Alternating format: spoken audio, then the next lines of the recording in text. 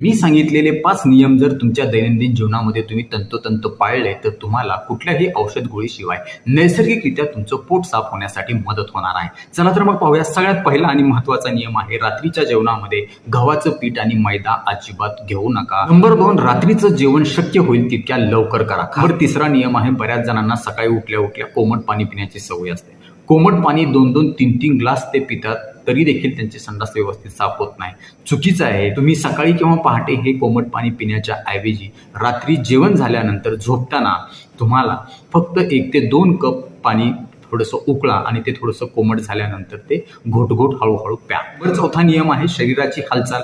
आतड्यांची हालचाल होणं गरजेचं आहे. तुमच्या शरीराची हालचाल असेल तर तुमच्या आतड्यांची हालचाल देखील चांगली होईल. परिणामी तुम्हाला पोटाचा कोटा चांगल्या प्रकारे नैसर्गिकरित्या कुठल्याही औषध गोळीशिवाय साफ होण्यासाठी मदत होईल. आणि 5वा आणि सगळ्यात महत्त्वाचा नियम आहे तो म्हणजे सकाळचा नाश्ता अजिबात चुकवू नका.